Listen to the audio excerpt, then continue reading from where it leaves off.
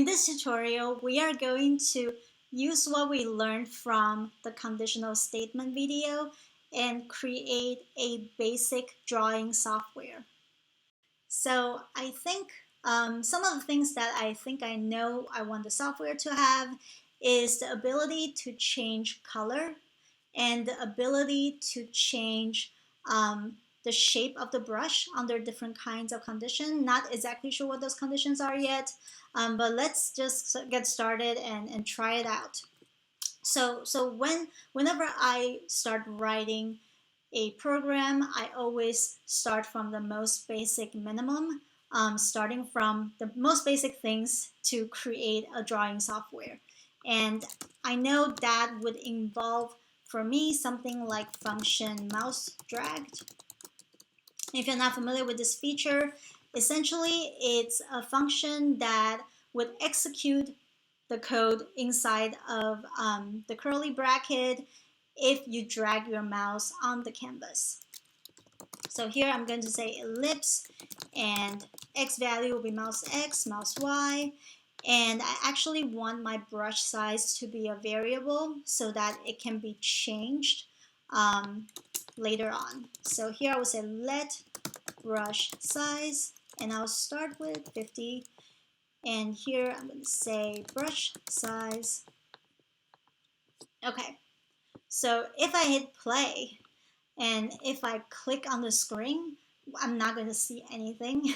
And the reason for that is because my draw is executing that background color like every 60 frames per second, and it's overriding my mouse drag. So I'm going to delete this and hit play again, and there.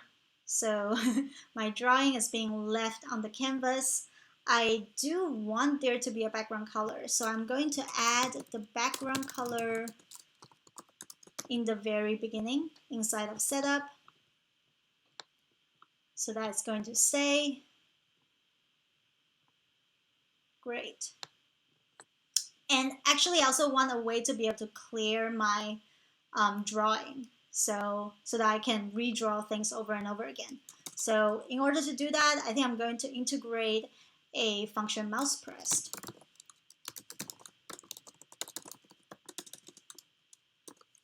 And I can just copy that background function and put it in there again. So essentially, I can draw when I drag on the screen, and when I click, the background is going to override my drawing. The next thing that I would like to do is maybe being able to change color of my brushstroke depending on the position of my mouse. So I am going to do it right here inside of mouseDrag, and I'm going to say if mouse x is smaller than width divided by 2. So if the x value of my cursor is on the left hand side of my canvas, then let's say I will change the fill. What about maybe I will make it so that when I am drawing on the left side, it's going to be assigned a random color, and when a color like RGB value, and when my mouse is on the right side, it will be grayscale and black and white. So with that knowledge, I know that with fill, I want it to have 3 different values. So let's say random 255, and I'll just do it 3 times. And we can say the second statement, else fill random 255. Ooh, missing a closing parenthesis there. So I'm gonna hit play. Okay, let's test this. If my mouse is on the left hand side of my canvas, it's going to generate a different color every moment it's being dragged. Actually, in fact, when I stop, it doesn't generate new color anymore, right? Only when I'm dragging, it's going to generate new color. And if I start moving to the right, I would see that, oh, my color is becoming grayscale. So I want to add another feature.